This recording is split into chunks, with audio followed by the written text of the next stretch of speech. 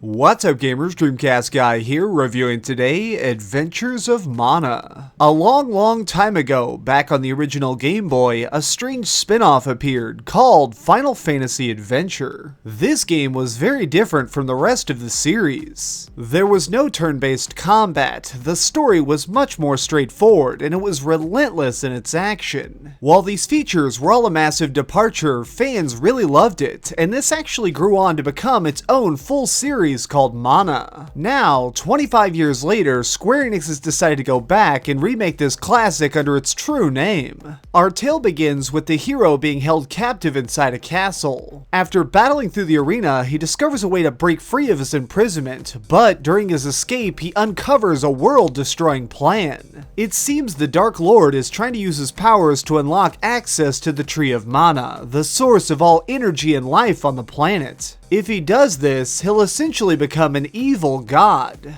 The one person with the strength to stop him is our hero. Okay, I'll admit that this plot sounds cheesy, but part of the fun of this game is its simplicity. This is an action RPG from an older time. There's no fancy speeches and no complex puzzles, just pure hardcore adventure. At first glance, it almost has more in common with The Legend of Zelda than what people might relate to Final Fantasy. Gameplay is sort of open world. Our character will land in an area and you're free to explore it any way you want. While it may appear that there's many different paths that you can take, in actuality there's only one way to complete a map. Sometimes this is finding a key, killing a boss, or unlocking the next special weapon to smash a rock. This is by far the biggest drawback to Adventures of Mana. It is extremely basic. I would honestly say basic to a fault. Since you have such limited options when it comes to conquering a zone, the only real challenge comes from the combat itself. Enemies can be tough, especially when you just find your way into a new part of the world. Luckily, these beasts typically have a unique weakness. For example, the monsters in this tower have incredibly thick skin. Using my sword does decent damage, but if I want to make quick work of them, it's much easier to use ice magic to freeze them. If you ever find yourself stuck due to sheer difficulty, there is a way around that. Winning fights gives you experience points, which levels you up, letting you boost your stats and maximum health.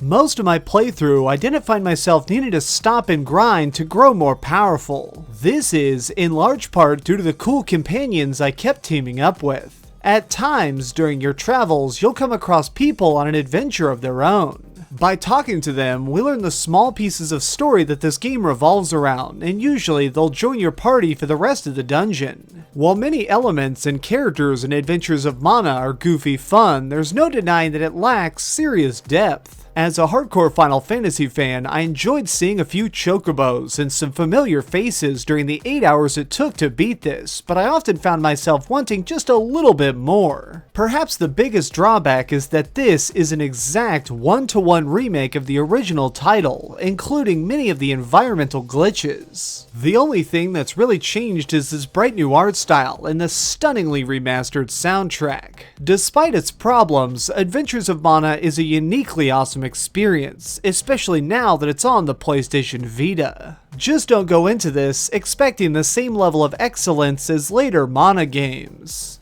Okay, so we've heard some good and some bad, but let's head over to the ratings board and put a big number on it.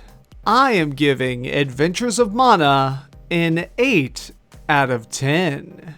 This game fits into a nice little gap that I think fans have been craving for a while now. If you're looking for some light-hearted, on-the-go monster slaying without it being too complex, I highly recommend this game. However, if you're looking for something a little more deep and interesting, I think you should probably stick with Zelda. Thanks so much for watching, gamers. This has been DreamcastGuy with another review. If you enjoyed this video, please give it a thumbs up, share it with your friends, and subscribe if you haven't already. But do me the biggest favor of all and keep dreaming.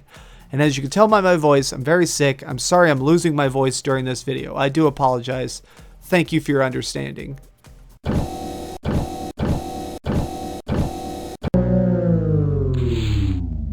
Thanks so much for watching. If you liked this video, maybe check out my last video. Please subscribe, and if you want, share this somewhere with your friends.